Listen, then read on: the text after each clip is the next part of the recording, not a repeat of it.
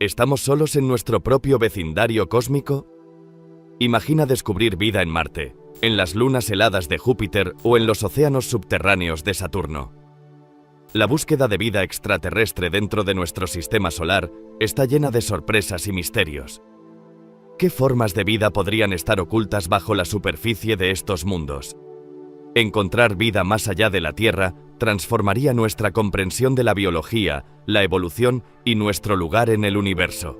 La posibilidad de que no estemos solos abre nuevas fronteras en la ciencia y la exploración espacial. Acompáñanos en esta búsqueda de vida extraterrestre en nuestro sistema solar.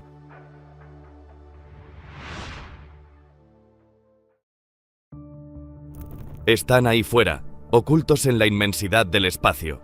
Planetas tan extraños que ni siquiera la ciencia ficción pudo imaginar.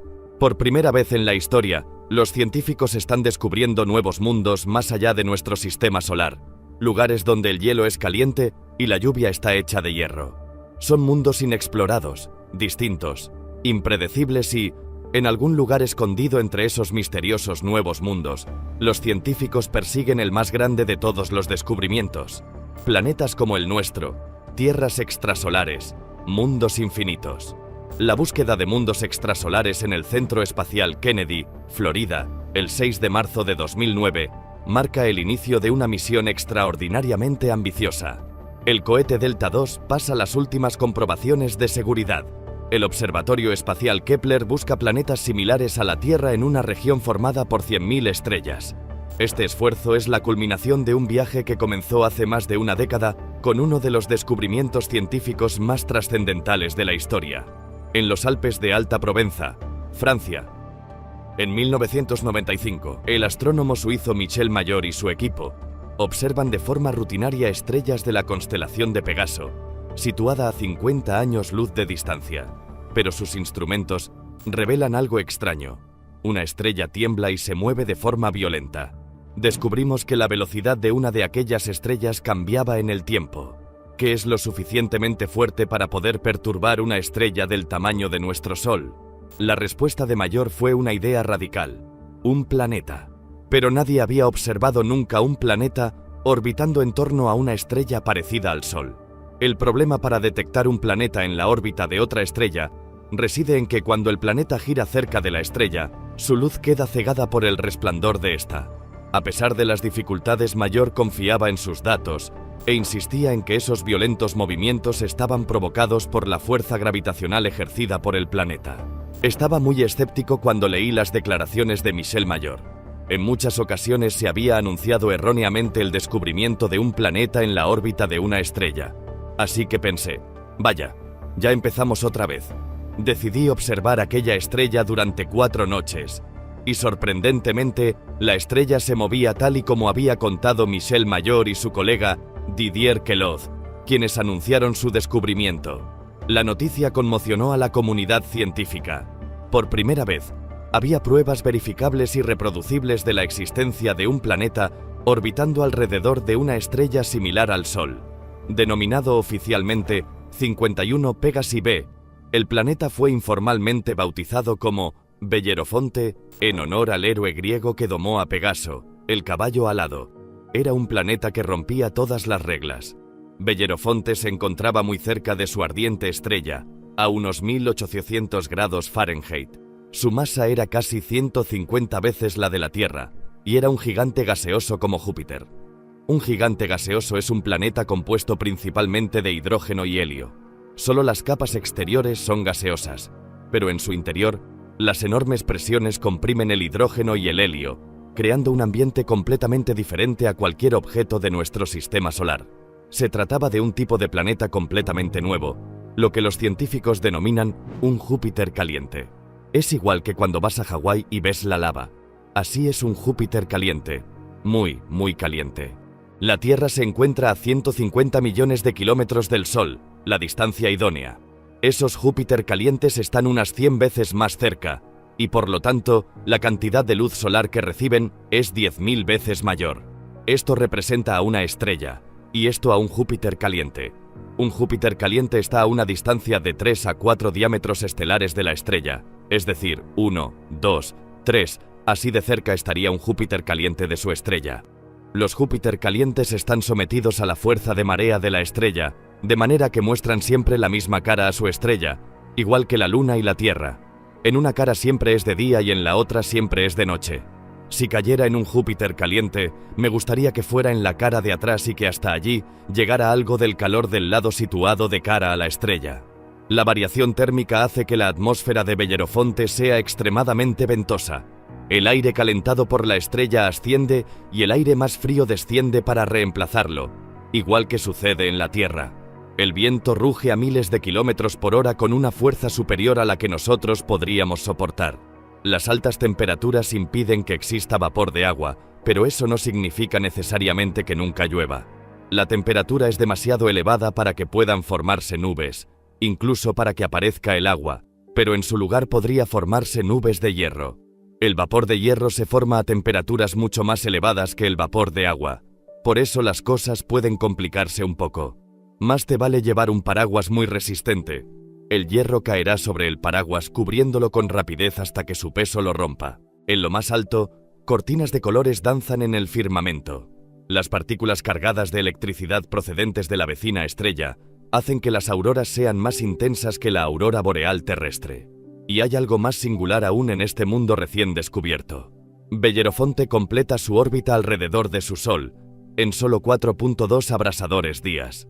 Ningún planeta que se precie da la vuelta a su estrella en 4.2 días. Ningún planeta de nuestro sistema solar tarda tan poco tiempo.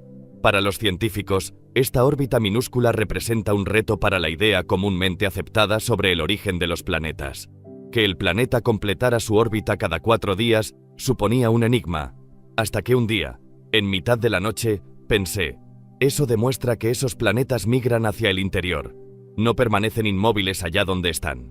La clave del enigma se encuentra en la manera en la que se forman los planetas. Los planetas son un subproducto de la formación de las estrellas. Cuando una estrella nace, se origina un disco de polvo y pequeños asteroides. Gran parte de lo que sabemos procede del telescopio espacial Hubble y de su exploración de la nebulosa del Águila. Este cúmulo estelar, salpicado de discos de polvo y gas, está colapsando. En el centro del disco se ha formado una enorme concentración de gas y polvo. Las temperaturas alcanzan los abrasadores 18 millones de grados y se libera tanta energía como en la fusión nuclear que alimenta nuestro Sol. Ha nacido una estrella. La radiación de las estrellas origina un viento solar que dispersa el polvo. Parte de ese polvo sobrevive y permanece en la órbita de la recién nacida estrella. A lo largo de millones de años, el polvo se compacta formando nódulos que se convierten en asteroides que, a su vez, se transforman en planetas. Esos planetas migran a través del disco hasta encontrar una órbita estable. Es por esa razón por lo que Bellerofonte se encuentra tan cerca de su estrella madre. Pero hay un mundo recientemente descubierto que encontró una órbita estable en un lugar en el que un planeta nunca debería estar. En 2001, el telescopio espacial Hubble se dirige hacia una estrella oscura de la constelación de Pegaso, a 150 años luz de distancia de la Tierra, la misma región en la que 6 años antes se descubrió Bellerofonte. El Hubble persigue otro Júpiter caliente descubierto por el astrónomo Jeff, pero este es diferente a Bellerofonte. Seguro que habéis oído hablar del planeta HD 2019-458p. Es un nombre horrible para un lugar horrible. HD 2019-458b fue bautizado Osiris, el dios egipcio de la muerte, por sus descubridores. La masa de Osiris es 200 veces mayor que la masa terrestre. Este planeta ha migrado peligrosamente cerca de su Sol, a tan solo 6,5 millones de kilómetros de su abrasadora superficie. Osiris arde en un infierno planetario. La temperatura media diaria en Osiris supera los 2000 grados. Nada de calentamiento global. Esto es el achicharramiento global que hace que Osiris pierda 550.000 toneladas de aire por segundo. Hay un escape de gas, un flujo constante de hidrógeno y helio que está formando una nube inmensa alrededor del planeta. Su atmósfera se desangra en el espacio. Los científicos conjeturan que detrás del planeta se oculta una descomunal estela en forma de espiral de gas. Osiris representa una oportunidad sin precedentes para los astrónomos. Gracias al Hubble, pueden analizar la atmósfera hinchada de este planeta extrasolar. Por primera vez, podemos conocer la composición de la atmósfera de un planeta extrasolar. Sorprendentemente, el Hubble encuentra muchos de los elementos químicos básicos necesarios para la vida: sodio, carbono, hidrógeno y oxígeno. Pero la temperatura en Osiris es demasiado alta para la vida tal y como la conocemos. Podrían existir formas de vida diferentes que sobrevivan a temperaturas más elevadas, pero no existe una superficie sólida. Como sabemos que existe un Júpiter caliente, esa forma de vida estaría limitada a microbios diminutos flotando en el aerosol. La atmósfera en nuestro planeta está llena de vida, pero la vida no nació allí. Por eso, no puede haber vida en los Júpiter calientes. Los astrónomos han encontrado muchos Júpiter calientes desde que se descubrió Belerofonte en 1995, pero las condiciones descartan a esos planetas como lugares donde el drama de la vida pueda desplegarse. Uno de esos gigantes gaseosos es un planeta que burla todas las leyes de la evolución.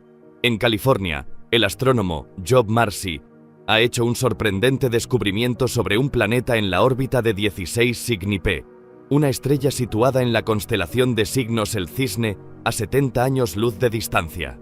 Resultaba evidente que tenía una órbita elongada que aproxima el planeta y luego lo aleja de la estrella anfitriona. Aquello, por supuesto, era un desafío para todas nuestras ideas basadas en nuestro sistema solar, en el que todos los planetas giran alrededor del Sol en órbitas casi circulares como los surcos de un disco. Igual que un gigantesco yo espacial, el gigante gaseoso se mueve adelante y atrás por su sistema solar. Es como si cada año la Tierra se acercara a toda velocidad a 40 millones de kilómetros del Sol, para, una vez pasado Marte, alejarse en dirección a Júpiter. Y como todos los gigantes gaseosos de nuestro sistema solar, este planeta Yo-Yo tendría su propio séquito de lunas. Marcy cree que una de esas lunas podría parecerse a la Tierra. Aquí es donde empieza lo más interesante. Imaginemos una luna rocosa con una superficie con lagos, océanos, puede que arroyos y cascadas. La luna giraría alrededor de su planeta, y ambos alrededor de la estrella anfitriona. A diferencia de la luna sin aire que gira alrededor de la Tierra, esta luna es un mundo con estaciones extremas. En nuestro mundo, las estaciones están causadas por la inclinación del eje del planeta. En este otro, la causa es su órbita elongada. Esos pobres planetas con órbitas elípticas elongadas sufren cambios violentos en el clima a lo largo del año. En el punto más cercano de la órbita, la estrella calcina al planeta Yo-Yo, y su luna comienza el verano. La atmósfera en la luna parecida a la Tierra es barrida por violentas tormentas.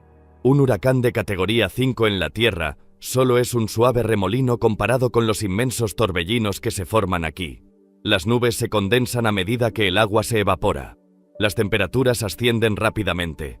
El agua y los gases se calientan y los océanos hierven, transformándose en vapor. Es como una gran sauna. En el fénix del verano, la luna se asfixia a 800 grados de temperatura. Está en el punto más cercano a la estrella. De los 26 meses de órbita, el verano apenas ocupa 2 meses. ¿Pero qué verano? El planeta y su luna se alejan del horno de la estrella. Las temperaturas descienden hasta registros que nos resultarían moderados y cómodos. Con la llegada del otoño, las lluvias regresan a la sedienta y agostada luna. Las cuencas secas de los océanos vuelven a llenarse y surgen mares que forman nuevas costas. La tranquilidad se impone a medida que el planeta Yo-Yo y su luna se deslizan en las profundidades del gélido invierno oscuro. Las temperaturas rondan los 260 grados bajo cero. Los océanos se hielan y los casquetes polares se expanden por la superficie de la luna, cubriéndola de una capa de hielo de kilómetros y kilómetros de espesor. El invierno es largo, dura 17 meses. Al llegar la primavera, el sol se acerca al cielo de esta desangelada luna, y los hielos se parten y funden de forma violenta. Inmensos icebergs surcan un tempestuoso océano de aguas crecientes. En 2 preciosos y breves periodos, durante el deshielo de primavera y las lluvias de otoño, el clima de esta luna parecida a la Tierra es templado y agradable. A 150 millones de kilómetros de distancia de la estrella, aproximadamente la misma distancia que existe entre el Sol y la Tierra, la órbita elíptica de este planeta y su luna alrededor de la estrella atraviesa una región que algunos científicos llaman la zona habitable. Las condiciones aquí son sencillamente perfectas para la vida. Si estás demasiado cerca de la estrella, el calor es excesivo, y si estás demasiado lejos, entonces el frío es excesivo, todo se hiela. Pero si estás justo en el medio, es perfecto. Todas las estrellas tienen una zona habitable. La ubicación de esa zona depende del tamaño y la temperatura de la estrella. En nuestro sistema solar, Venus marca el límite interno y Marte el límite externo. La Tierra y su abundante vida se encuentran justo en el medio. Fuera de la zona habitable, podrían existir seres vivos lo bastante inteligentes, igual que hacen algunos animales terrestres durante el invierno. Puede parecer fantasioso, pero me gustaría recordar las zonas de marea en nuestro planeta. La vida en las orillas de los mares es muy rica a pesar de las mareas. Hay muchos seres vivos que quedan bajo el agua cuando sube la marea, pero cuando la marea baja y el agua se retira, esos animales sobreviven perfectamente. El extraño ciclo orbital del planeta Yo-Yo crea condiciones fugaces e idóneas para la vida, pero también para la muerte. Algunos planetas extrasolares son aún más sorprendentes. Imaginemos un mundo que carezca de una estrella en torno a la que orbitar. Los científicos especulan con la idea de que en nuestra galaxia existan muchos planetas errantes viajando a la deriva por los oscuros senderos del espacio interestelar. Son mundos huérfanos, planetas expulsados de sus sistemas solares por el caos de la migración planetaria. Los astrónomos llaman a esos mundos planemos. Son planetas sin estrella que viajan a la deriva por la galaxia indefinidamente. ¿Qué fuerza gigantesca podría expulsar a un planeta de su sistema solar? Cuando se forma una estrella joven con un contingente de planetas a su alrededor, muchos de esos planetas interactúan gravitacionalmente, acelerándose de forma que uno de ellos es eyectado del sistema planetario, expulsado de la isla por así decirlo. Si tuvieras la mala fortuna de vivir en un planeta expulsado por una colisión o por una cuasi colisión con otro gran objeto, es probable que salieras rápidamente de la zona habitable. En nuestra galaxia, la Vía Láctea, existen cientos de miles de millones de planetas vagabundos sin una estrella materna que los caliente. Frío, oscuro, silencioso. Los planemos no tienen un sol. Son mundos sin días ni años. Viven vigilantes en una noche eterna. Los planemos son vagabundos solitarios, los centinelas de las galaxias. Solo porque viaje a la deriva en el espacio no significa que un planemo esté muerto. Esto podría haber vida perfectamente. Un planemo pequeño y rocoso, sin atmósfera, hibernaría en el frío extremo, más frío que el día más gélido de nuestro polo sur. Pero un planemo, lo bastante grande como para retener la atmósfera, conservará el calor generado cuando el planeta se formó. Es el efecto invernadero perfecto. El calor y la energía emanan del núcleo fundido en las profundidades del solitario planeta.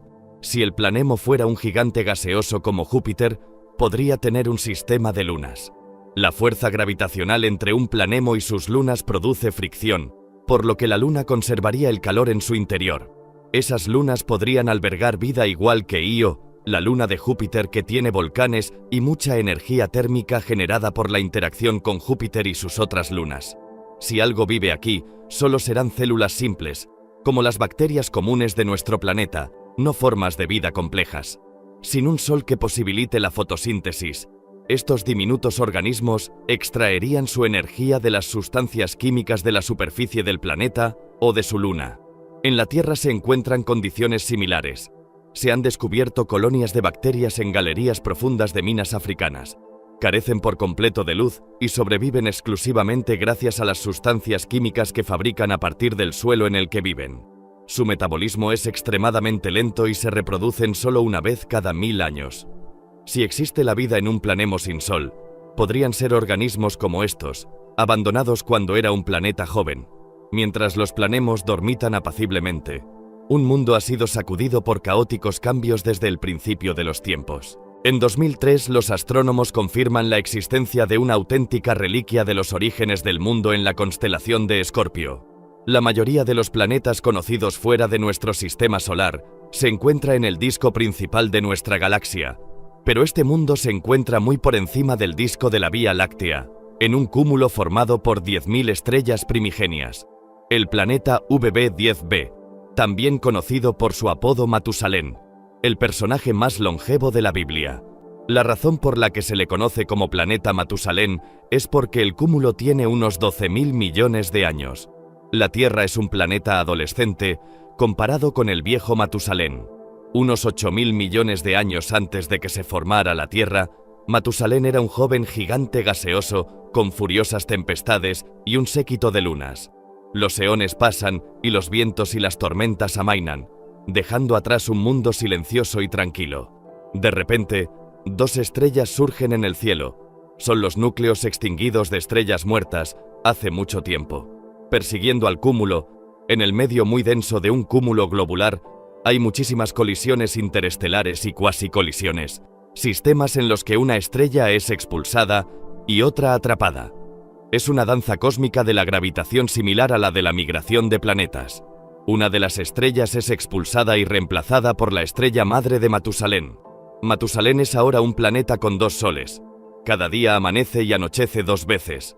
Las nubes y todos los objetos proyectan 2 sombras.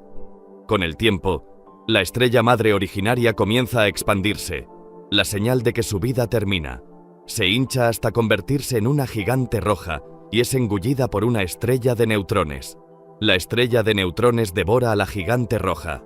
Ahora Matusalén es un mundo apresado por los esqueletos de 2 estrellas muertas, el núcleo desnudo de la gigante roja y su compañera, la pulsante estrella de neutrones. Matusalén es un superviviente, pero por extraño que haya sido el pasado de Matusalén, nada es comparable a la extraña anomalía de un púlsar situado a 980 años luz de la Tierra, en la constelación de Virgo. En la distancia, un púlsar es como una luz intermitente, pero de cerca, los púlsares bombardean su entorno con su radiación letal. No es el lugar para un planeta. Aún así, algo interfiere en la precisión de este púlsar. Una posible explicación es que la anomalía esté causada por un planeta. Pero la mayoría de los astrónomos ven con escepticismo que puedan existir planetas en la órbita de un púlsar. La razón por la que eso supone un problema es que los púlsares se forman en una explosión inmensa. Cuando explota una estrella gigante roja, la gigantesca bola de fuego llamada supernova libera tanta energía en un minuto como la que genera nuestro Sol en toda su vida. La onda expansiva de la supernova es tan grande que cuesta imaginar que un planeta pueda sobrevivir a ella. Cuando el polvo cósmico se disipa, lo único que queda es el núcleo aplastado de la gigante roja, pulsando en el corazón de un campo de escombros en expansión. La materia lanzada en la colosal explosión es atraída de vuelta al púlsar, formando un disco del caos. Emerge un nuevo mundo, nacido del fuego y de la destrucción. Un zombi planetario surgido del cadáver de lo que antaño fue una estrella gigante roja. Es asombroso que puedan formarse planetas en un planeta situado en la órbita de un púlsar. Tendrías la sensación de estar en una discoteca con una luz estroboscópica muy intensa. La radiación emitida por este monstruo estelar disocia las moléculas orgánicas necesarias para la vida. El púlsar tiene campos magnéticos muy potentes que son arrastrados en la rotación de la estrella, atrapando todo lo que encuentran a su paso. Electrones, protones, lanzándolos al exterior a gran velocidad con más fuerza que el viento solar. No puedo imaginar siquiera que exista la posibilidad de que la vida más simple, la microbiana, pueda surgir y prosperar en un planeta cercano a un púlsar. Básicamente, porque todo lo que está en el campo del púlsar recibe una cantidad de energía excesiva y lo que queda fuera de él carece por completo de energía. El descubrimiento de planetas púlsares demuestra cómo pueden formarse nuevos mundos en la estela de la destrucción de una estrella.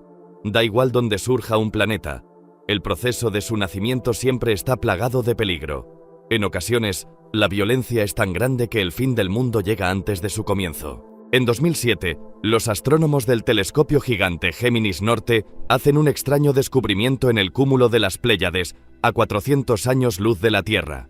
Una estrella conocida solo por su número de catálogo HD 23514, está rodeada por una nube de gas y polvo en forma de rosquilla. La estrella en el centro de la rosquilla tiene 100 millones de años de antigüedad, un renacuajo cósmico en términos astronómicos. Nuestro Sol es 45 veces más antiguo. Las condiciones son perfectas para la formación de planetas, pero el análisis espectral encuentra algo extraño. El polvo está completamente pulverizado. Normalmente, las estrellas jóvenes están rodeadas de planetas en formación. El planeta aparece alrededor de la estrella joven en un disco protoplanetario de gas y polvo, y después prosigue confiado su camino en su órbita, sin percatarse de que está demasiado cerca de otro planeta. Hace millones de años, dos planetas primigenios situados en la órbita de HD 23514 se dirigieron hacia su fin. A medida que los dos mundos se aproximan, la fuerza de marea modela las esferas planetarias en una forma ovoide. Nada permanece. Los dos mundos son destruidos, originando el polvo y los asteroides descubiertos alrededor de la estrella HD 23514. Hace 4.000 millones de años, un apocalipsis similar sucedió en la Tierra.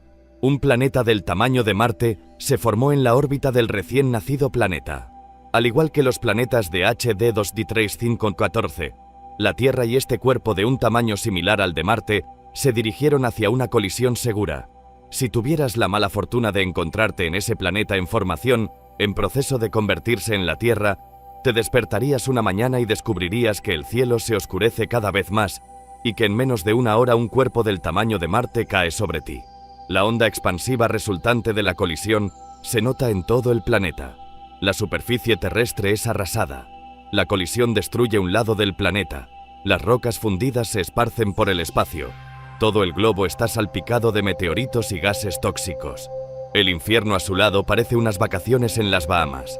Los asteroides producto de la colisión se fusionan y forman nuestra luna. Es un nuevo planeta. Las colisiones son parte del proceso de formación de los sistemas planetarios. Un planeta sólido sería el resultado de la fusión de fragmentos de roca. Y en toda la galaxia, fragmentos de roca colisionan y forman mundos parecidos a la Tierra que desafían a la imaginación. Hay un nuevo planeta ahí fuera, un planeta cuya existencia desconocíamos. No se trata solo de un planeta, es un nuevo tipo de planeta, la Tierra en esteroides. Me gusta llamarlas supertierras. Son iguales que la Tierra salvo por su masa, que es 10 veces la de nuestro planeta. Una de las familias de supertierras tiene, igual que nuestro mundo, continentes y océanos. Otra podría ser muy seca, como Marte, y existe otra familia que llamamos de mundos acuáticos o planetas oceánicos, que están completamente cubiertos de agua. Bienvenidos a 581c. Este planeta fue descubierto por Michel Mayor, y junto a otros dos planetas gira alrededor de una estrella diminuta. Está en la constelación de Libra, a solo 20 años luz de distancia, y es uno de los planetas rocosos más pequeños descubiertos fuera de nuestro sistema solar. Pero eso no significa que Hektata 581c sea pequeño.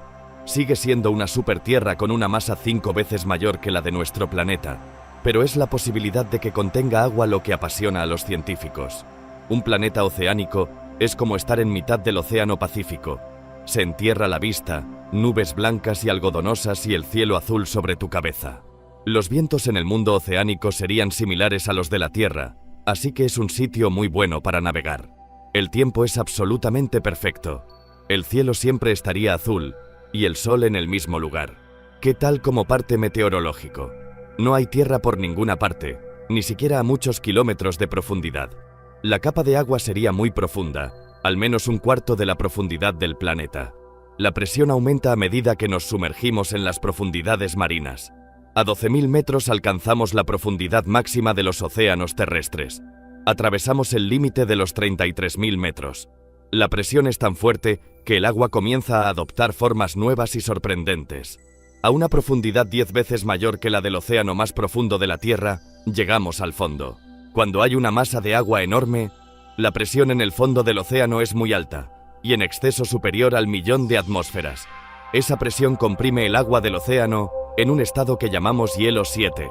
No es como el hielo de tu congelador. Las moléculas de agua que forman el hielo de tu nevera están desordenadas, pero si haces hielo a presiones muy altas, entonces las moléculas de agua se ordenan, llegando incluso a alinearse. Este cristal es muy parecido al hielo. Esto es saludo, también conocido comúnmente como sal mineral. El hielo 7 podría existir en nuestro sistema solar. Europa, una luna de Júpiter, podría estar cubierta por un manto de agua, apresado por una espesa corteza de hielo. La presión de la corteza es tan grande que podría haber hielo 7 en las profundidades de estos mares inexplorados. Si ampliamos y descongelamos Europa, el resultado podría ser un mundo acuático parecido a GJ 5081c. Se puede pensar que haya surgido vida en un mundo acuático. Después de todo, el agua es esencial para la vida en la Tierra. En nuestro planeta, En todas partes donde hay agua, hay vida. Es imposible encontrar una gota estéril de agua en la Tierra, a menos que tú mismo la pongas. En ese mundo acuático podría haber bacterias o algún tipo de vida oceánica. Pero no todas las supertierras son mundos acuáticos en los que la vida prolifera. Bueno, cuando hablamos de supertierras, nos referimos fundamentalmente a dos tipos, rocosas con agua y cubiertas de agua en un océano interminable. Pero a las dos anteriores debemos añadir una tercera y poco frecuente familia de supertierras. Los planetas muy similares a lo que llamamos planetas de carbono. Un planeta de carbono no se parece a nada de lo que hayamos podido ver antes. Es un lugar con una química diferente, pero repleto de tesoros muy terrenales. En nuestra galaxia hay planetas desolados, pobres e inhóspitos, pero la ciencia sigue la pista a un nuevo tipo de planeta, un mundo lleno de tesoros. En nuestro sistema solar, en nuestro Sol y en todas las estrellas cercanas, hay siempre más oxígeno que carbono. Pero si imaginamos un lugar en el universo con más carbono que oxígeno, la formación del planeta será muy diferente. El análisis espectral demuestra que el carbono es más abundante a 26.000 años luz del centro de nuestra galaxia. Los planetas formados allí podrían ser muy ricos en carbono. El cielo matutino en un planeta de carbono sería cualquier cosa menos azul cristalino. Imagina una bruma amarilla con nubes negras de hollín. Conforme entramos y descendemos en la atmósfera, hay lagos llenos de compuestos como el metano o la gasolina. Imagino pozos burbujeantes y fétidos de un líquido oscuro, como un pozo de petróleo, con poca o sin agua. En la atmósfera, el aire está formado de compuestos de carbono, butano, pentano, benceno, compuestos de carbono que se separan al refinar la gasolina. Un día puede llover benceno y al día siguiente, algo diferente. Por muy extraños que puedan parecer los planetas de carbono, a muchos les resultaría familiar la calidad de su aire. El aire en un planeta rico en benceno se parecería al de Los Ángeles, con muchas partículas en suspensión producto de las emisiones de los coches, a las que lamentablemente estamos tan acostumbrados. A pesar de la polución, los planetas de carbono podrían tener un lado positivo y brillante. Podría haber diamantes, porque el planeta contiene grandes cantidades de carbono, y el carbono puro sometido a altas presiones se transforma en diamante. Los secretos de planetas exóticos como este aguardan su descubrimiento en toda la galaxia. Pero los astrónomos no estarán satisfechos hasta que encuentren el Santo Grial, un planeta como el nuestro donde la vida sea posible, la próxima Tierra. La gente siempre me pregunta si pienso que encontraremos un planeta igual que la Tierra, y yo contesto, por supuesto.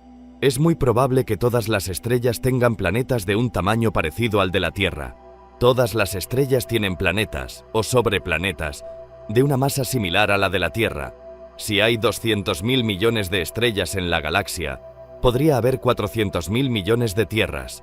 400.000 millones de tierras. El Observatorio Espacial Kepler ha sido el primer instrumento capaz de encontrar uno de esos planetas.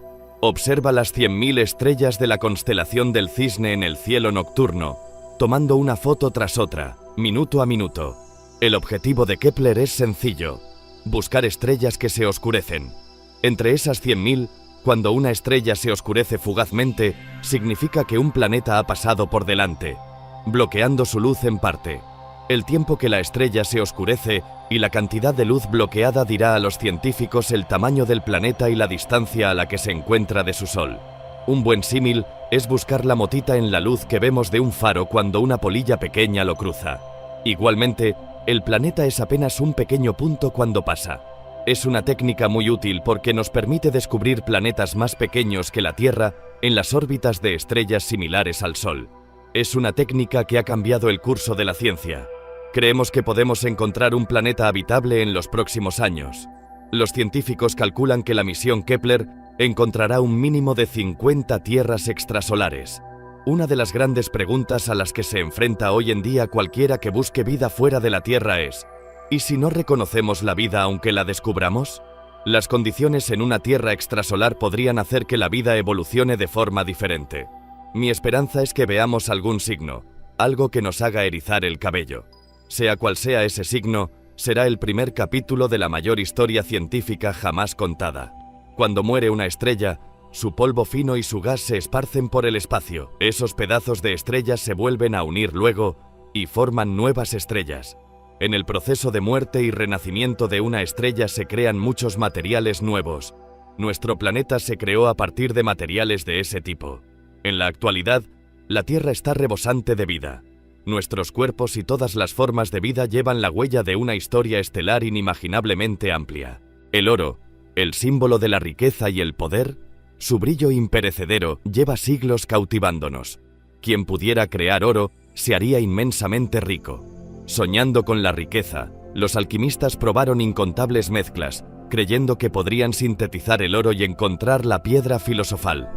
En el siglo XVII, un alquimista nacido en Bohemia alcanzó rango de noble en la corte espolvoreando un producto especial sobre el estaño, creando lo que parecían medallones de oro puro.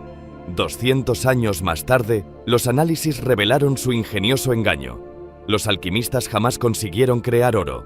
Nuestro mundo, bendecido por la naturaleza, está formado por ciertos materiales básicos. Dichos materiales se llaman elementos. Hay más de 90 elementos que van desde el más ligero, el hidrógeno, al más pesado, el uranio. El oro es uno de esos elementos. Todo lo que hay a nuestro alrededor es resultado de su combinación. Hay unos 25 elementos que se consideran esenciales para la vida. Los alquimistas fallaron en todos sus intentos de crear elementos de forma artificial. Ni siquiera la tecnología moderna puede crear oro. Para crear un elemento hace falta una energía asombrosa. En los laboratorios nacionales de Sandia, en Nuevo México, se encuentra el Centro de Investigación de Fusión, conocido como Máquina Z. Este artefacto gigante, de más de 30 metros de ancho, es capaz de producir temperaturas y presiones asombrosas. Una energía equivalente a 50 billones de vatios se concentra en el espacio de la cabeza de un alfiler, generando una temperatura de muchos millones de grados. En este entorno de temperatura ultra alta, los científicos intentan fusionar núcleos de hidrógeno, lo que libera a su vez una enorme cantidad de energía y crea un elemento nuevo, el helio. Al tener una carga eléctrica positiva en estado natural, los núcleos de hidrógeno se repelen. Obligarlos a que se unan y fusionen requiere una temperatura similar a la del núcleo del Sol. A esa temperatura, los núcleos de hidrógeno rebotan de un lado a otro a una velocidad enorme, chocando entre sí y fusionándose. Así se puede crear helio nuevo. Esta misma reacción ocurre en el Sol. Su superficie roja, llamas enormes, mientras los núcleos de hidrógeno se fusionan en su corazón ardiente. El helio es el único elemento nuevo que se crea en el Sol. Ni siquiera el núcleo del Sol es capaz de crear elementos más pesados que el helio. Para crear elementos más pesados, como el oro, hacen falta temperaturas muy superiores a las del Sol. ¿Dónde y cómo se originó este oro que tanto atrae a la humanidad? Nuestra atención se dirige hacia la expansión del universo. Una pista estaba escondida en los 7 colores del arco iris. El primero en darse cuenta de ello fue el fabricante de lentes alemán Joseph von Fraunhofer. Fraunhofer dividió la luz en 7 colores, creando un arco iris en su laboratorio. Al mirar el arco iris con un microscopio, observó algo extraño entre los 7 colores. El dibujo de Fraunhofer se conserva en el Museo Deutsches. Este es el espectro de Fraunhofer. El dibujo condensa 10 años de observaciones. Dibujo meticulosamente líneas negras en las bandas de los 7 colores del arco iris. Hay en total 574 líneas. ¿Qué representan esas líneas? Fraunhofer dedicó su vida a una búsqueda incansable, pero fue incapaz de resolver el misterio. El misterio no se resolvió hasta medio siglo después del descubrimiento de Fraunhofer. Esas líneas negras indican la presencia de elementos. Un elemento, sodio, arde frente a una luz que, supongamos, es el Sol. Observamos luz procedente de esa fuente que ha pasado por la llama. Cuando un prisma divide la luz en sus 7 colores, aparece una línea negra entre el rojo y el amarillo. Dicha línea negra indica la presencia del elemento sodio. En el dibujo de Fraunhofer aparece una línea en la misma posición que en este experimento. Por eso sabemos que el Sol también contiene sodio. El resto de las líneas negras del dibujo indican que en el Sol hay otros elementos además del sodio. Por ejemplo, la línea marcada con una C es hidrógeno. La línea marcada con una E es hierro. De esta forma, es posible saber qué elementos existen en el Sol simplemente examinando la luz que llega hasta nosotros. Estos son los resultados de la observación solar usando la tecnología más moderna. Las líneas negras que dibujó Fraunhofer se representan ahora de forma gráfica. Los diferentes picos del gráfico indican la presencia de elementos individuales. Esta porción indica oro. El gráfico nos muestra la gran cantidad de elementos que existen en el Sol. El Sol contiene gran variedad de elementos, pero sabemos que el Sol solo crea un elemento, helio. Entonces, ¿por qué hay tantos elementos en el Sol? ¿Existían todos estos elementos al comienzo del universo? El Observatorio de las Campanas, situado a 2.400 metros de altitud en la cordillera de los Andes, en Chile, América del Sur. Debido a la sequedad y estabilidad del aire y a su distancia de la luz de las ciudades, este observatorio disfruta de los cielos nocturnos más bellos de la Tierra. Todas las noches, este telescopio de tecnología punta, cuyo espejo gigante es capaz de captar hasta la luz más débil, se enfoca hacia el cielo para resolver los misterios del universo. Para comprender cómo era el universo en sus comienzos, el investigador del Observatorio Carnegie, Andrew McWilliam, ha estado buscando estrellas mucho más antiguas que el Sol, estrellas que hayan nacido justo después de la creación del universo. Se dio cuenta de que si podía encontrar tales estrellas, podrían revelarnos detalles del comienzo del universo. A lo largo de 10 años, ha estudiado una a una varios millones de estrellas. Finalmente, McWilliam encontró las estrellas que estaba buscando. Una de esas estrellas, muy distante del centro de la Vía Láctea y no especialmente destacada, figura en el catálogo de estrellas como CS 2289205 y 2. Al estudiar su edad, descubrieron que tenía unos 15.000 millones de años. Una estrella extremadamente vieja formada en los inicios del universo. El método utilizado para medir las edades se basa en los elementos radiactivos torio y uranio. El periodo de semidesintegración del uranio es de 4.500 millones de años y el del torio 14.500 millones de años. De esa forma, podemos establecer las edades de estas estrellas. Hemos descubierto que son muy viejas, entre 12.000 y 15.000 millones de años. Cuando se examinó con detalle la luz procedente de estas estrellas, apareció un detalle extraño. Estos gráficos muestran que los elementos que contienen estas estrellas son solo hidrógeno y helio.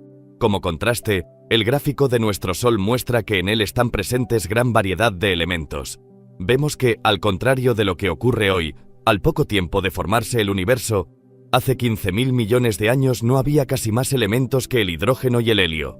La estrella vieja está formada predominantemente por hidrógeno y helio, con una milésima parte del metal que contiene el Sol. Eso significa que en la época en que se formó la estrella en la galaxia, había una milésima parte del metal que se encuentra en el Sol. Aquí vemos una representación espectacular de cómo ha evolucionado el contenido en metal de la galaxia desde hace 15.000 millones de años hasta hace 4.500 millones de años. Esto significa que en las estrellas viejas, en las primeras galaxias, no había muchos metales. Y hacen falta metales y elementos refractarios como el silicio para crear rocas, para crear planetas terrestres como la Tierra. Al principio, la probabilidad de que se formaran planetas como la Tierra era mucho más baja que hace 4.500 millones de años, cuando se formó el Sol. No siempre ha habido tantos elementos presentes en el universo. ¿Cómo era el universo con 10.000 millones de años cuando se formó nuestro sistema solar hace 4.600 millones de años? Nuestro sistema solar se formó gracias a la suma de una gran cantidad de polvo y gas.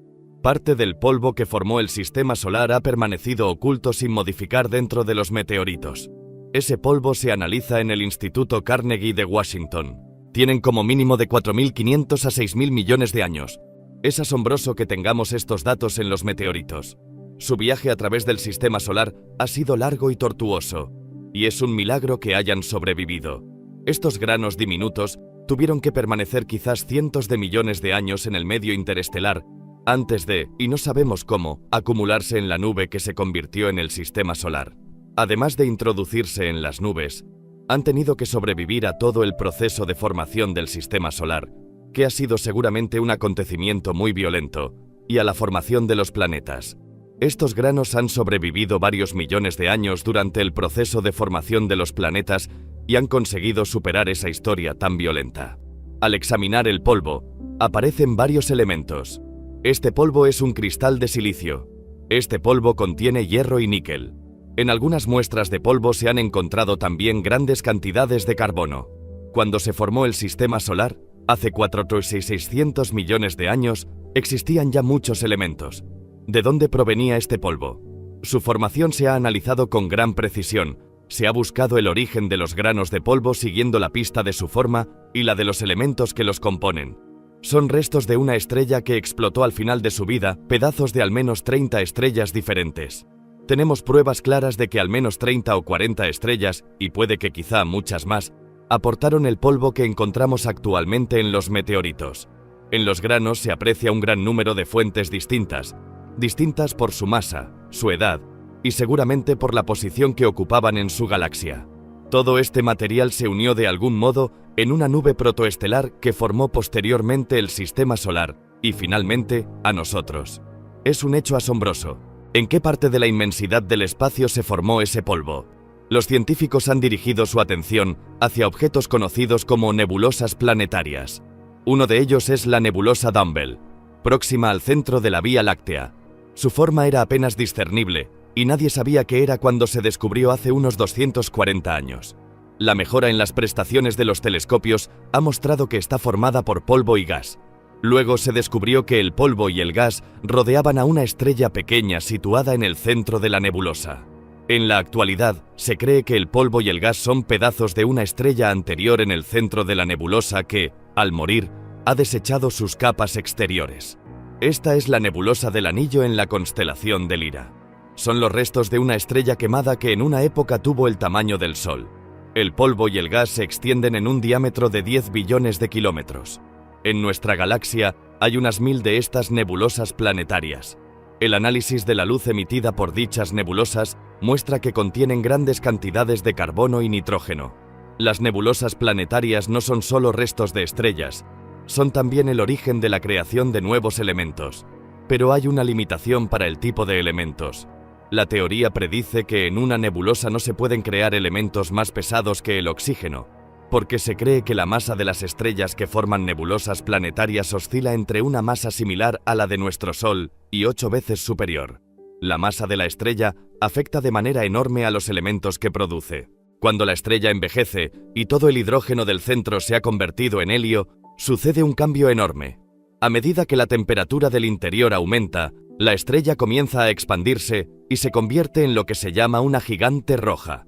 En nuestro sistema solar, esto correspondería a una temperatura del núcleo de 200 millones de grados, y el Sol se expandiría hasta alcanzar el diámetro de la órbita de Venus.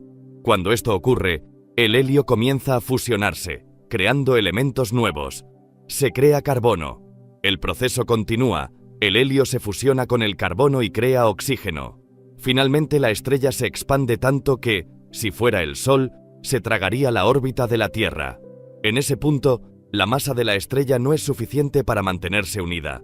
La temperatura desciende hasta el límite de fusión y no se pueden formar elementos más pesados que el oxígeno. Así es como termina su vida una estrella y comienza a deshacerse. Se liberan al espacio gas y polvo que contienen gran variedad de elementos. Las gigantes rojas pueden producir elementos hasta el oxígeno, pero están muy lejos de crear elementos más pesados como el oro. No hay energía suficiente para lograrlo. La energía necesaria para crear elementos más pesados supera con mucho a lo que ocurre en una gigante roja. Varias estrellas especialmente brillantes iluminan el cielo de la noche. Antares, que brilla en el centro de Escorpio, es 3 veces mayor que una gigante roja. Betelgeuse, en Orión, es aún mayor, más de 60 veces el tamaño de una gigante roja. Los científicos creen que al morir una estrella así, libera mucha más energía que una gigante roja. Cambridge, Massachusetts, Estados Unidos. Esta es la sala de control del último telescopio de alta resolución de la NASA. El telescopio no está en la Tierra, sino flotando en el espacio. El Observatorio de Rayos X Chandra comenzó a hacer observaciones en el año 1999. Situado a 100.000 kilómetros de la Tierra y sin que le perturbe la atmósfera, el Chandra usa los rayos X para observar objetos que hasta ahora no podían ser percibidos. Los telescopios de rayos X se utilizan para observar objetos cósmicos de gran energía, como estrellas que explotan. Esta foto muestra el centro de una galaxia determinada usando un telescopio normal. Observando la misma zona con rayos X, aparece una neblina azulada. Ahora tenemos una visión clara del gas extremadamente caliente que se concentra alrededor del centro de la galaxia. Chandra capturó los últimos instantes de una estrella gigante. La constelación de Casiopea es conocida por su forma de W. Aquí encontramos Casiopea A, lo que queda de una explosión descomunal de una estrella de gran masa.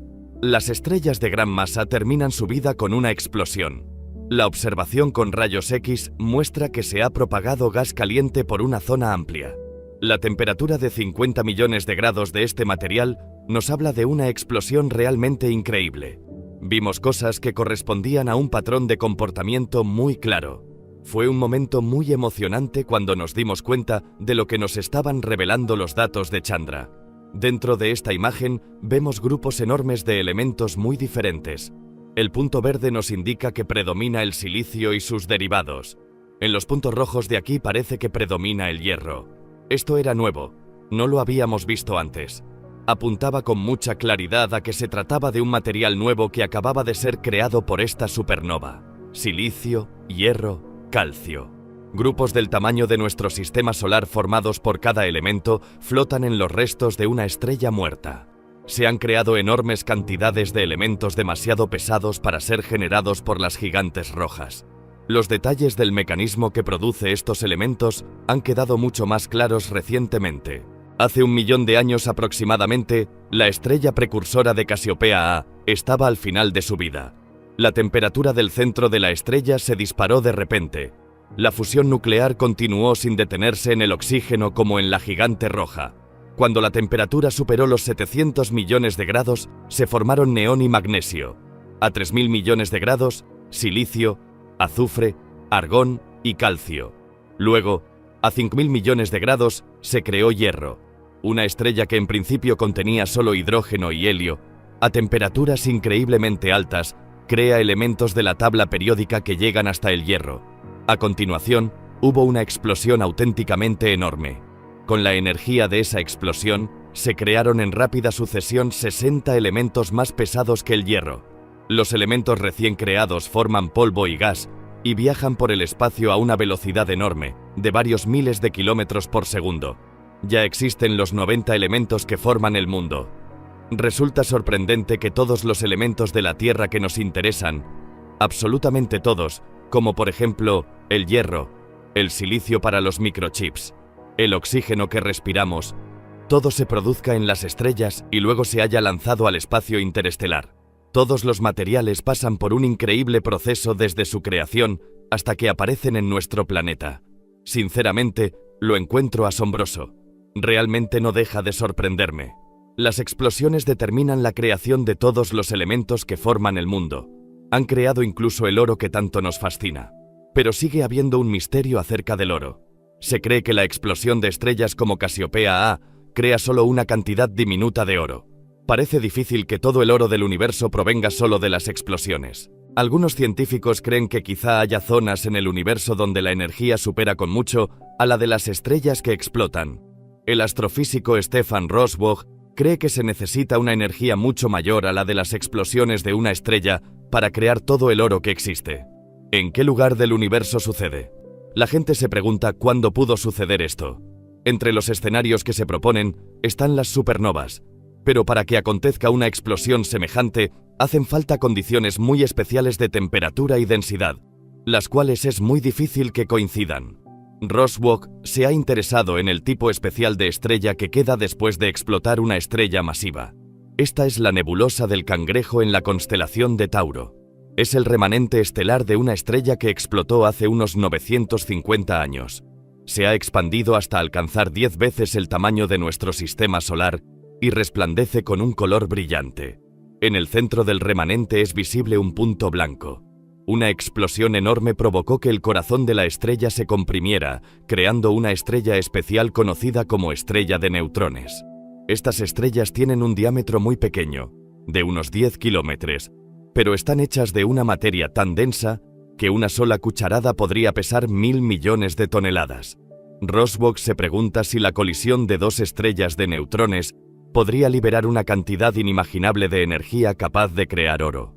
Ha utilizado un superordenador para simular un suceso así. Mientras giran una alrededor de la otra, dos estrellas de neutrones se aproximan lentamente.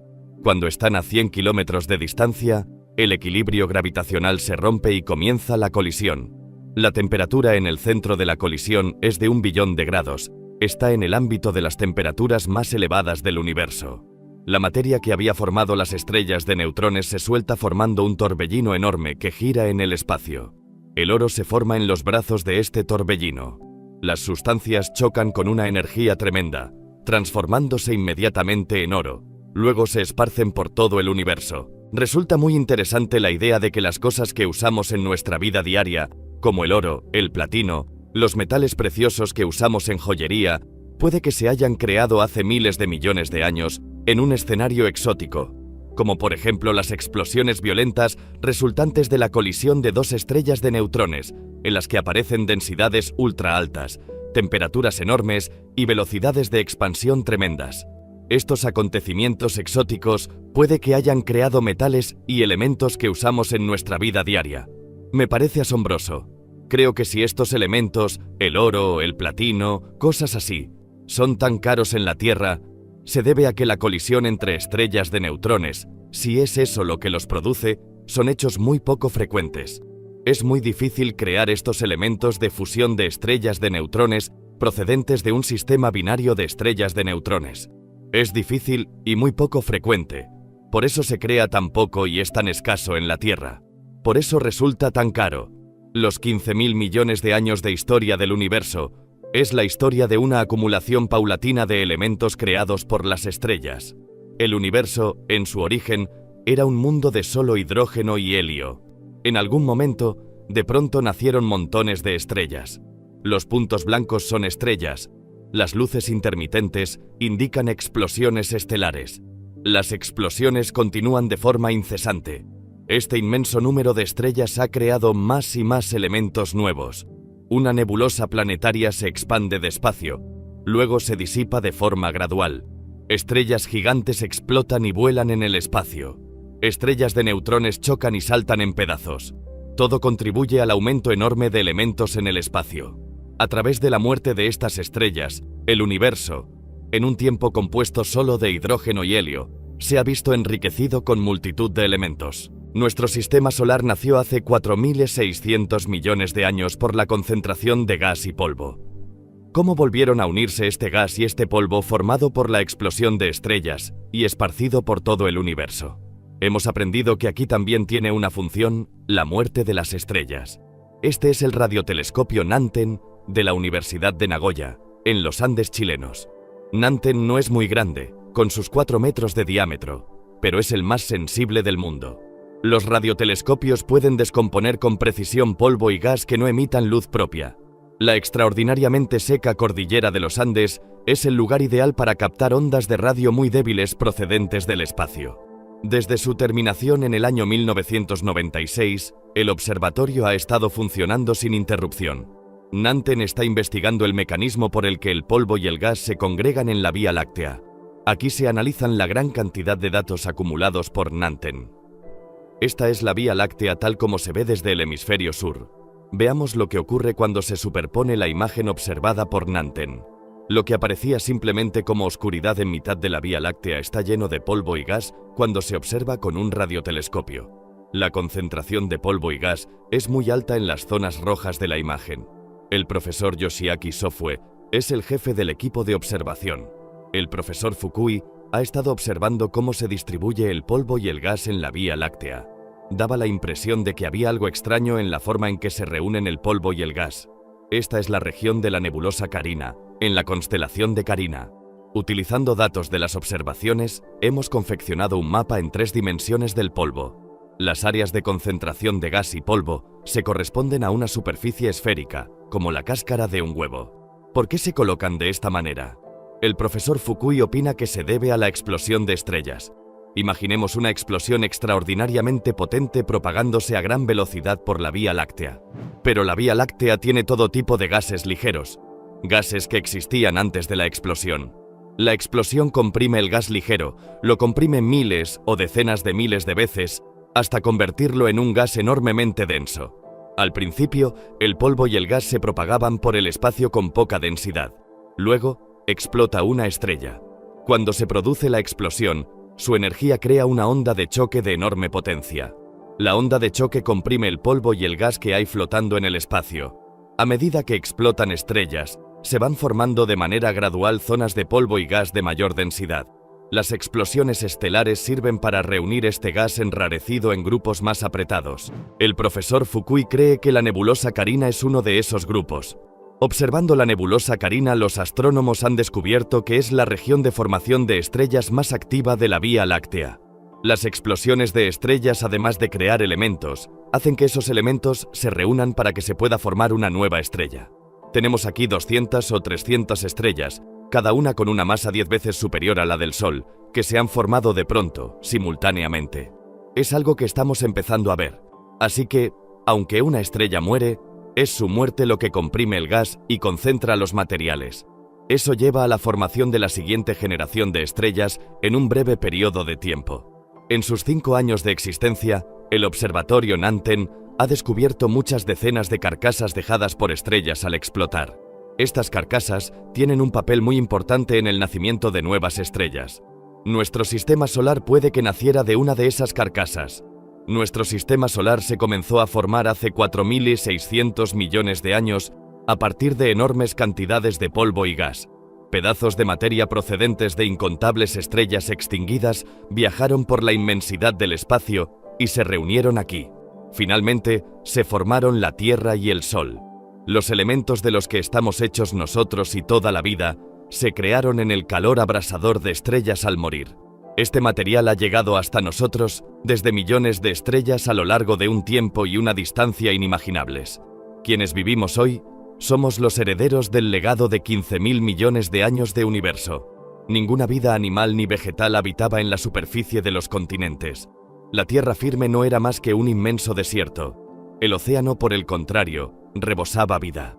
En aquel entonces, nuestros antepasados eran una especie de peces primitivos, pero muy pronto tendrían que abandonar este medio en el que la vida había aparecido por primera vez. Los movimientos permanentes de la corteza terrestre iban a obligarles. Los continentes derivaban y la placa oceánica se elevaba a sacudidas. Los peces tuvieron que adaptarse. El movimiento de las masas continentales les impulsó a abandonar su hábitat ancestral. Pero esta terrible prueba fue justamente el origen de un salto evolutivo formidable. Las plantas habían invadido la Tierra mucho antes que los animales. Ahora les tocaba a ellos descubrir nuevos horizontes. Nuestros ancestros desarrollaron entonces pulmones, luego pies y manos. La conquista de la Tierra podía comenzar. Así era nuestro planeta hace 450 millones de años, antes de que la vida se aventurara fuera del agua. En aquel tiempo, en la zona del Ecuador, 3 continentes de reducido tamaño rodeaban a un océano. Y fue precisamente aquí donde se preparó el gran desembarco de la vida hacia tierra firme. Este océano recibe el nombre de Iapetus. Sus aguas luminosas y poco profundas eran un auténtico paraíso para la vida. Formas de vida muy diversas evolucionaban entre los inmensos arrecifes coralinos de este Edén acuático. En ese momento de nuestra historia, nuestros ancestros pertenecían a una especie llamada Arandaspis. Son los peces más antiguos conocidos dotados de vértebras. Vivían hace 450 millones de años. Estos torpes nadadores de unos 20 centímetros de largo no poseían aletas. El Arandaspis debía de ser bastante pacífico. Se alimentaba de microbios que absorbía del fondo. Pero esta vida paradisíaca no iba a durar mucho tiempo para los peces. Los problemas se avecinaban. ¿Qué tipo de problemas? Los trilobites, una de las especies más extendidas de este periodo, nos permiten adivinar de qué naturaleza eran. Entonces existía una gran variedad de estos animales. Algunos se arrastraban por el fondo, otros nadaban libremente en el océano. Pero a partir de un determinado momento, todos comenzaron a mostrar signos de cambio. El profesor Richard Fortey, del Museo de Historia Natural de Londres, habla de una auténtica convulsión en la morfología de los trilobites. En sus orígenes eran básicamente planos, pero de repente empezaron a desarrollar formas muy diversas. El Dicranurus, por ejemplo, apareció hace 400 millones de años. Las espinas que cubren su cuerpo le dan un aspecto extraño. ¿Qué pudo originar un cambio tan profundo en los trilobites? Podemos asegurar casi con certeza que se trata de una reacción defensiva ante una mayor presión ejercida por los distintos predadores. En otras palabras, la vida se había puesto un poco más difícil para los trilobites, y una de sus respuestas fue mejorar su caparazón protector. ¿Por qué la vida se había vuelto más difícil en el océano primordial? Según el profesor Fortey, se debió principalmente a la disminución de las aguas poco profundas que habían proporcionado un hábitat ideal a numerosas especies. Estamos en Stockside, al oeste de Inglaterra. Hace 440 millones de años, estas tierras se encontraban exactamente en el Ecuador. Una parte del océano Iapetus las cubría. En esta cantera caliza, existen numerosas pruebas de la antigua presencia de un rico ecosistema oceánico. Fíjese en esto, es extraordinario. Es una cadena de corales tromatoporidos. La presencia de estos corales fosilizados sugiere una gran abundancia de vida. Su tamaño indica que se estuvieron desarrollando aquí durante varios siglos.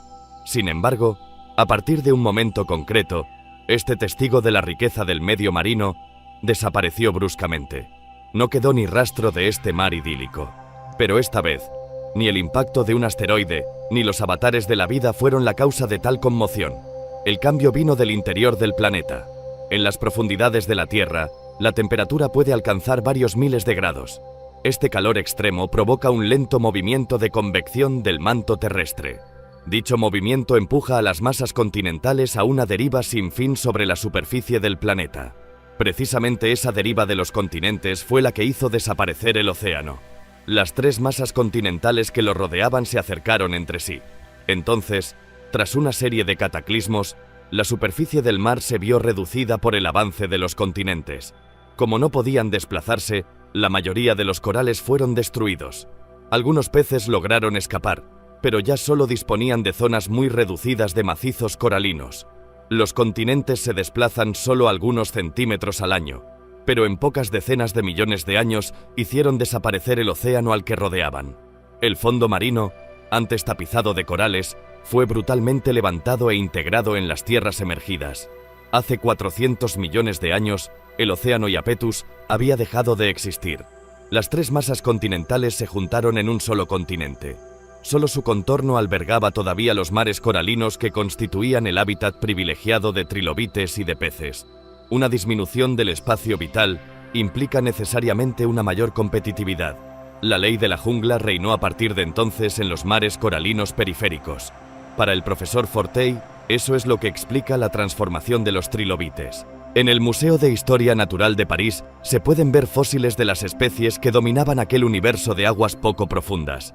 El profesor Daniel es un experto conocedor de los dueños y señores incontestables de aquel medio. Estos son placodermos, peces dotados de una poderosa mandíbula. El particular esqueleto del placodermo no se encuentra en ningún otro pez. La parte anterior de su cuerpo estaba protegida por verdaderas placas de armadura ósea, y en la boca, en lugar de dientes, dos huesos planos funcionaban como una cizalla. Provistos de estas armas, los placodermos se adaptaron a todos los ecosistemas de aguas poco profundas, hasta convertirse en los amos de los mares. El Dunkleosteus es uno de los placodermos que alcanzaron tamaños extraordinarios. Algunos especímenes llegaban a medir hasta 6 metros de largo. Frente a tales monstruos, nuestros antepasados estaban totalmente ensombrecidos. Vivían bajo el dominio absoluto de los placodermos, mucho mejor adaptados a toda clase de ecosistemas. Representaban entre el 75% y el 80% de los vertebrados que se podían encontrar en los depósitos devónicos. Nuestros antepasados se veían ensombrecidos por estos placodermos que les impedían desarrollarse. No tenían más remedio que evolucionar para sobrevivir. 60 millones de años más tarde, el Pacífico Arandaspis se había convertido en un pez llamado Eustenopteron. Dotado de aletas, era un eficaz nadador, pero no era una baza suficiente para dominar la competencia que reinaba entonces. En estas aguas, donde los peces gigantes eran los reyes, el Eustenopteron debía superar otra etapa. Una etapa tan importante que iba a permitirle abandonar el océano donde la competencia era tan feroz. Pero, ¿hacia qué horizonte se encaminó el Eustenopteron? Este mapa puede ayudarnos a responder a la pregunta. Muestra la posición actual de los sitios donde han sido descubiertos fósiles de Eustenopteron y de sus descendientes. Si retrocedemos en el tiempo para ver dónde se encontraban estos lugares hace 400 millones de años, se puede constatar que formaban parte de una misma masa continental. Todos proceden de una zona situada en el corazón de este vasto continente, nacido de la colisión de tres placas terrestres más pequeñas. Sin embargo, Justo después de esta gigantesca colisión, el continente resultante solo era un inmenso desierto. Es difícil imaginar dónde pudieron instalarse los peces. En un entorno tan hostil, ¿dónde lograron encontrar refugio nuestros antepasados? Un indicio nos lo proporciona la cadena montañosa a lo largo de la cual fueron encontrados todos los fósiles, ya que nos señala precisamente el lugar de la colisión de los continentes originales. Estamos en Sognefjord, Noruega. Es el más septentrional de todos los lugares que atestiguan la colisión de los dos macizos continentales llamados Báltica y Laurentia. Los espectaculares paisajes de este fiordo están en parte formados por estratos muy antiguos que revelan la violencia extraordinaria del choque continental. Esta curvatura visible en los estratos es un pliegue. Nos muestra cómo se comporta la superficie de la Tierra cuando chocan dos continentes. Las rocas más sólidas se doblan como un malvavisco bajo la enorme presión ejercida durante largos periodos de tiempo. Los plegamientos de los estratos pueden observarse en varios lugares del mundo donde los continentes chocaron entre sí. Es el caso de Iapetus en Escocia. Hace 430 millones de años, este lugar formaba parte del océano Iapetus. La parte meridional de la zona de colisión se encuentra hoy en el este de Estados Unidos. Estamos en Mount Monadnock, uno de los picos más escalados del hemisferio norte. Cerca de la cima, a la que están a punto de llegar los excursionistas, se ven claramente las huellas de los pliegues en la roca. El estrato plegado se extiende a lo largo de varios miles de kilómetros, desde Noruega hasta Estados Unidos. La fuerza colosal que provocó estos pliegues modificó igualmente el medio ambiente terrestre. Hace 400 millones de años, después de la desaparición del océano Iapetus, la deriva de los continentes continuó. En cada punto de contacto, la Tierra empujada por uno y otro lado se fue elevando progresivamente. Durante 40 millones de años, la presión continuó, dando lugar a una inmensa cadena montañosa llamada Cadena Caledoniana. Los científicos creen que era tan alta como el Himalaya actual, con numerosos picos por encima de los 8.000 metros. Fósiles de Eustenopteron y de otras especies animales fueron hallados amontonados a los pies de la cadena caledoniana. ¿Por qué precisamente en este lugar? Cuando apareció esta inmensa cadena, se convirtió en un nuevo obstáculo que impidió el paso de las nubes, y torrentes de agua se precipitaron por sus laderas. El agua, al horadar la ladera, formó ríos. Un nuevo mundo de agua dulce hacía su aparición por primera vez en el interior de la Tierra. Para los peces que luchaban por su supervivencia en las aguas poco profundas que bordeaban el continente, estos grandes cursos de agua dulce que desembocaban en el mar eran un refugio inesperado. Pero estos ríos no constituían un hábitat totalmente protegido. En aquel tiempo el musgo y los pequeños helechos apenas empezaban a implantarse en la tierra. Las orillas de los ríos seguían siendo en su mayoría desérticas. Bajo los rayos del sol, la tierra se secaba y se cuarteaba. Cuando llovía, los ríos se desbordaban y se transformaban en torrentes de lodo. Estas primeras aguas dulces constituían un medio muy inestable. Así que, para los peces, instalarse no resultaba tarea fácil. Lo que convirtió este entorno hostil en un medio más acogedor fue la vida misma. En Estados Unidos, en Pensilvania, un estrato geológico rojo sigue a lo largo de esta carretera. Hace 370 millones de años, esta colina se encontraba al pie de las montañas caledonianas y por ella discurrían grandes ríos. En estas capas se han encontrado fósiles que pertenecen a una especie que contribuyó a la migración de los peces hacia el agua dulce. Estos fósiles son de una planta llamada Archaeopteris. Se trata del árbol más antiguo descubierto en la Tierra hasta la fecha. Apareció hace 370 millones de años. El Archaeopteris se parecía a una conífera. Fue el primero en la historia de la Tierra en poseer un tronco. Sus raíces se desarrollaban en profundidad sobre un largo perímetro y lo anclaban sólidamente a la tierra. Su tronco se ensanchaba cada año y se cree que podía alcanzar hasta 20 metros de altura. El profesor Stephen Sheckler, del Instituto Politécnico de Virginia, estudia el impacto que supuso la aparición del Archaeopteris en su entorno. Es una hermosa cepa de Archaeopteris, muy representativa de los árboles de aquella época. Debe de tener unos 25 centímetros de diámetro. Los científicos marcan el emplazamiento que ocupaba cada árbol para intentar evaluar la densidad de este bosque. No encontraba en la Tierra ninguna otra planta de gran tamaño y colonizó rápidamente todas las orillas de los ríos. El bosque joven que tenemos aquí detrás presenta grandes similitudes con los primeros bosques de Archaeopteris. Estos árboles de tronco blanco, actualmente pelados, tienen más o menos el mismo tamaño que los primeros Archaeopteris. Su aparición supuso un cambio del ecosistema en su globalidad. Lo que antes era un entorno al descubierto, muy poco productivo, se transformó en un medio cubierto de una densa capa arbórea, con una tasa de productividad mucho más elevada. Antes de la aparición del Archaeopteris, el interior de los continentes era un entorno hostil para los animales. Pero a partir de entonces, las tierras áridas se cubrieron con los primeros bosques de la Tierra. El suelo, hasta entonces resecado por los rayos del sol, se beneficiaba ahora de la sombra de los árboles. En los bosques se formaban lagos y pantanos, creando en el interior de los continentes cada vez más zonas habitables para la fauna acuática. Ese momento preciso fue el elegido por nuestro antepasado, el Eusthenopteron, para salir del océano e instalarse en este nuevo mundo de agua dulce. Pero el Archaeopteris debía jugar otro papel primordial. La caída de sus hojas iba a proporcionar una valiosa fuente de nutrientes para los peces.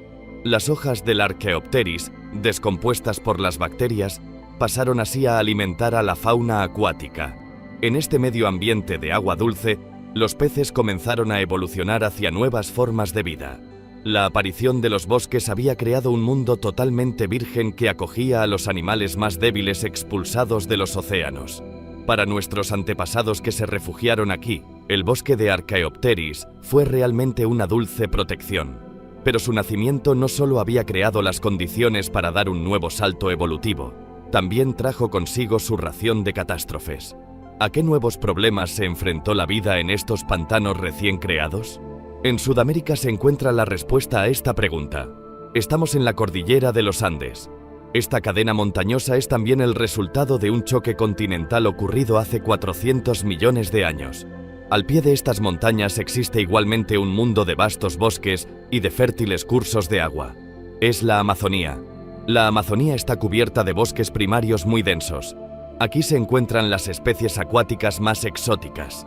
La armadura de este pleco recuerda sin duda a la de algunos peces prehistóricos, y el majestuoso aruaná presenta unas características únicas. La Amazonía es un verdadero santuario para las especies de agua dulce. También aquí, las hojas y las ramas sumergidas constituyen valiosos recursos nutritivos para los peces. La materia orgánica proporcionada por los bosques alimenta a toda la riqueza del ecosistema amazónico. A la sombra de los Archaeopteris, nuestros ancestros conocieron sin duda un mundo parecido a este. Pero en la Amazonía, el mes de junio señala el principio de la estación más difícil para los peces. La estación seca se acerca y las lluvias son muy escasas. A lo largo de esta estación, el nivel del Amazonas desciende 18 metros. Cuando las aguas se retiran, solo dejan tras de sí algunos charcos dispersos, y la estación seca dura 4 meses. Estos peces vienen a respirar a la superficie, porque las concentraciones de oxígeno en el agua son insuficientes. Cuando hay menos agua, y las temperaturas son más elevadas, la cantidad de oxígeno disuelto en el agua disminuye. Hace 370 millones de años, este fenómeno de estaciones secas afectaba igualmente a los santuarios de agua dulce. Al contrario que en los vastos océanos, el medio ambiente de los ríos y los lagos era bastante precario, y regularmente el agua escaseaba de forma dramática. En las estaciones secas, los Archaeopteris, que antes habían prodigado todos sus beneficios, se convirtieron también en una fuente de problemas. Para descomponer las hojas caídas en el agua, las bacterias consumían una gran cantidad de oxígeno. El gran desafío al que se enfrentaba la vida en este entorno de agua dulce era, pues, la falta de oxígeno. ¿Cómo pudieron nuestros ancestros superar este problema? Nuevamente, la respuesta la encontramos en la Amazonía.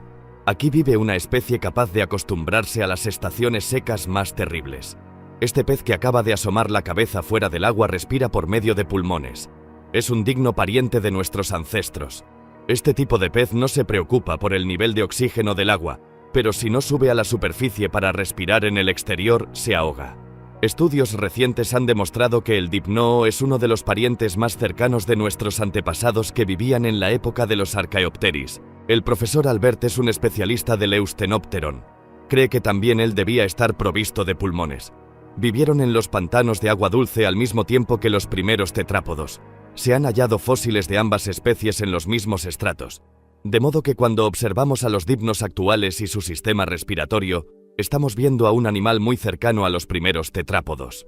Los pulmones aparecieron para permitir a estos animales respirar incluso en aguas tropicales pobres en oxígeno. Los científicos han tratado de reconstruir las etapas de la aparición de los pulmones en los peces prehistóricos.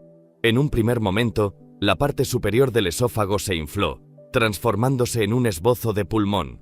Y cuando se produjo la migración de los peces del océano hacia el agua dulce, estos apéndices se desarrollaron especialmente. El interior de estos nuevos órganos estaba relleno de vasos sanguíneos para permitirles absorber más oxígeno. De modo que fue precisamente la exposición a los violentos cambios del hábitat de agua dulce y la variación en la concentración de oxígeno lo que obligó a los peces a desarrollar órganos respiratorios como los pulmones. Esta adaptación iba a facilitar el siguiente salto evolutivo. A partir de ahora, la vida podía abandonar su cuna oceánica para extenderse prácticamente por todos los hábitats, tanto en la tierra como en el aire. Pero las consecuencias de este acontecimiento se observan todavía en los animales que siguieron siendo acuáticos. La mayoría de los peces que existen actualmente son en realidad descendientes de los primeros dipnos que se establecieron en agua dulce. Sus vejigas natatorias no son sino una evolución de los pulmones primitivos. Casi todos los peces que permanecieron en el océano estaban destinados a desaparecer. El vacío dejado por esta desaparición fue enseguida ocupado por aquellos que habían escapado hacia el agua dulce y habían adquirido pulmones. Regresaron al océano, donde los problemas de rarefacción de oxígeno no existían. Sus pulmones cambiaron de función para convertirse en vejigas natatorias. Esta nueva ventaja les permitió un desplazamiento más rápido sin desgaste suplementario de energía. A los pies de la cadena caledoniana, en este nuevo mundo de bosques y de agua dulce, fue nuestra segunda cuna después del océano primordial. Nuestros ancestros estaban ahora equipados de pulmones y se habían adaptado a este nuevo medio. Para acceder a tierra firme, solo les quedaba desarrollar miembros. La profesora Jennifer Clack, de la Universidad de Cambridge, descubrió un fósil que nos ha permitido entender mejor cómo aparecieron nuestras manos. En 1987, mientras realizaba excavaciones en distintos lugares del mundo, descubrió en el este de Groenlandia un fósil en un estrato de 360 millones de años de antigüedad. Se trataba del fósil de un animal llamado Acantostega, un fósil particularmente valioso porque se trataba del único en el mundo en haber conservado la morfología completa del animal. Para su sorpresa, el animal poseía visiblemente manos y dedos.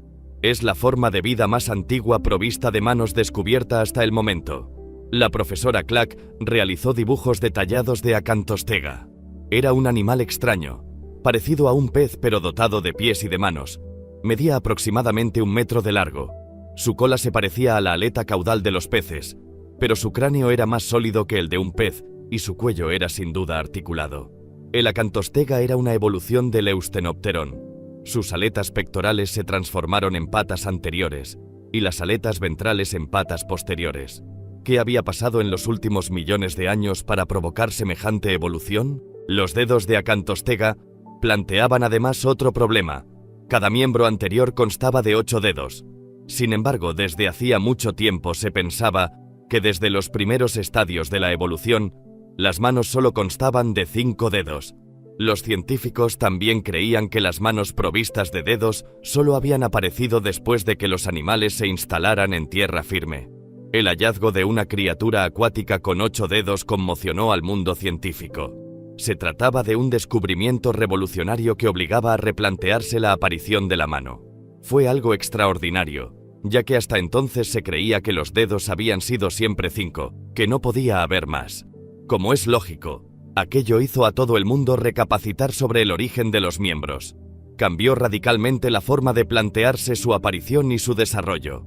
Al principio, la doctora Clack pensó que las manos y los pies habían aparecido para facilitar el desplazamiento terrestre, pero el análisis del esqueleto descartó esa posibilidad. La forma en que los brazos estaban unidos al cuerpo contradecía flagrantemente esa hipótesis. Los brazos de Acantostega salían del cuerpo en horizontal. Al estar sujetos a una mayor gravedad en tierra, esta posición no permitía al animal soportar su peso. El número y el radio formaban un ángulo que no permitía al miembro doblarse. Así, Las articulaciones que tenía aquí y aquí sugieren que el brazo debía llevarse de lado, y por tanto, no podía soportar ningún peso. Si no le servían para desplazarse en tierra firme, ¿para qué le servían los brazos a Acantostega? Unos científicos hicieron análisis del esqueleto y realizaron una simulación del movimiento del animal, pero el resultado, en lugar de aportar respuestas, planteaba aún más preguntas. He aquí una simulación del movimiento tal como lo describen los estudios de la profesora Clack. Acantostega parece retorcerse para avanzar. Este movimiento sugiere que no debía ser un buen nadador. Para nadar eficazmente es preferible carecer de miembros para limitar la fricción del agua. Entonces, ¿por qué Acantostega desarrolló pies y manos? Un enigma muy complicado de resolver. La solución iba a encontrarse en un lugar inesperado, Red Hill, donde se habían descubierto los fósiles del primer bosque de Archaeopteris. En esta zona se han encontrado muchos fósiles de peces. Estos peces fueron los primeros en dar el gran salto evolutivo que les dotó de pulmones. En 1998, el profesor de la Academia de Ciencias Naturales de Filadelfia descubrió unos dientes de pez muy grandes. Miden más de 8 centímetros de largo. El animal al que pertenecían fue reconstruido a partir de otros elementos fosilizados hallados cerca de los dientes. Se trataba de un enorme pez de 5 metros de largo, totalmente cubierto de escamas rígidas. Su nombre es Gineria, el más impresionante de todos los siluriformes carnívoros de ese periodo. En aquel entonces, era sin duda el rey de los ríos. Era indudablemente el más feroz de los peces que vivían en el ecosistema de Red Hill. La forma del cuerpo demuestra claramente que era un animal capaz de nadar velozmente, de lanzarse muy rápido, perseguir a su presa y sujetarla entre sus enormes dientes. Los primeros animales dotados de miembros no parecían estar equipados para escapar a tanta velocidad y voracidad. Nuestros ancestros no debían ser rivales frente a Ineria. En aquella época, el hábitat de los ríos, que había sido durante un tiempo refugio seguro frente al océano, se convirtió en un entorno mucho más competitivo, donde cada uno debía nuevamente luchar por su supervivencia.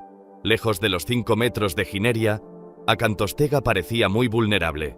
Una vez localizado, no tenía ninguna oportunidad de escapar a una muerte segura. ¿Cómo pudo entonces sobrevivir un ancestro tan débil? De nuevo se planteaba la cuestión de las manos.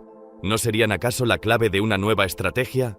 La profesora Clack formuló entonces una hipótesis revolucionaria sobre el uso de estos nuevos miembros. Este pequeño pez que podemos observar en la actualidad fue el que la puso sobre la pista.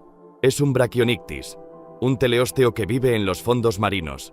Mide unos 10 centímetros y domina el movimiento de sus aletas como si se tratase de pies o de manos. Las utiliza para desplazarse lentamente por el fondo o para agarrarse a las rocas y acechar a sus presas. ¿Se comportaba tal vez de la misma forma Acantostega en los ríos pantanosos?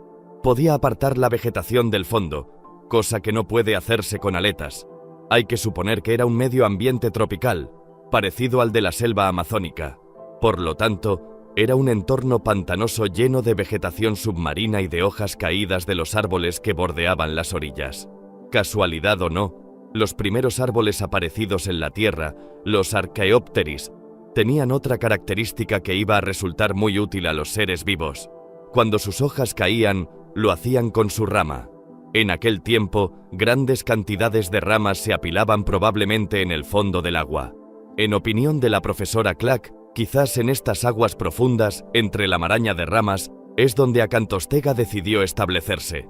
Disponía de pocos medios de defensa, así que había abandonado las zonas de nado libres en medio de las lagunas o de los grandes ríos para llevar una vida más discreta cerca de las orillas y para esconderse entre las ramas caídas. Sus manos eran, con certeza, muy prácticas. Le permitían abrirse paso entre la maraña de ramas donde se alimentaba de pequeños peces. De este modo, cuando nuestros ancestros se enfrentaron a la amenaza de los predadores gigantes como Ineria, no intentaron competir equipándose de dientes aún más temibles, sino que optaron por una vía más pacífica, evitando la confrontación. Esta opción iba a permitirles dar un increíble salto hacia adelante en la evolución. Gracias a las manos que le permitían abrirse paso entre los ramajes, Acantostega pudo vivir en las aguas poco profundas de los ríos, al abrigo de los peces más grandes. Una vez adquiridas estas actitudes intermedias, que ni están completamente adaptadas al elemento acuático ni a la vida en tierra firme, podemos imaginar que con el paso del tiempo se fue desarrollando progresivamente una verdadera adaptación a la vida terrestre. Acantostega era, en realidad, una especie débil que se encontró en un medio muy hostil. Permaneciendo en el agua, ciertamente no hubiese tenido descendencia. Pero a partir de un cierto momento, su mirada se dirigió hacia una nueva frontera y después de muchos millones de años consiguió franquearla. Nuestros ancestros estaban preparados para vivir en tierra firme.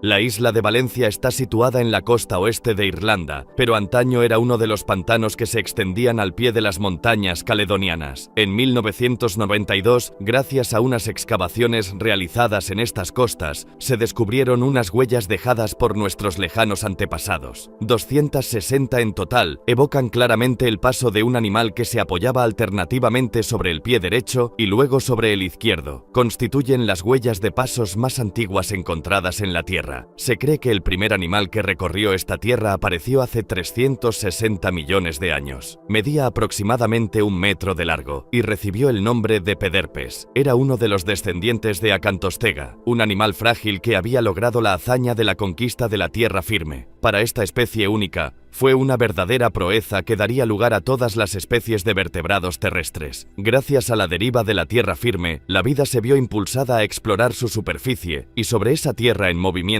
fue donde se desarrolló el proceso evolutivo que condujo hasta nosotros. En tierra firme, la evolución conoció una aceleración espectacular. La superficie de los continentes contenía entornos mucho más variados que el fondo de los océanos. El horizonte evolutivo se amplió y apareció una gran abundancia de especies. Muy pronto, nuestros antepasados iban a conocer otra revolución ligada a los árboles. Fue hace 60 millones de años. Esta vez, los árboles fueron las angiospermas, árboles portadores de frutos. Hasta entonces, los mamíferos solo podían subir a los árboles sirviéndose de sus garras, pero para llegar hasta los frutos de las angiospermas, tuvieron que adquirir una nueva habilidad de la mano, la facultad de asir, cuando el pulgar cambió de posición para permitir a la mano coger. La era de los primates, nuestra familia, comenzó. Al dejar los bosques, los hombres desarrollarían aún más la habilidad de la mano para crear todo tipo de cosas. Las manos iban incluso a adquirir la posibilidad de expresar sentimientos y emociones. Nuestras manos son el resultado de la continua evolución de la vida. Son la herencia que nos legaron los antepasados que se refugiaron en los pantanos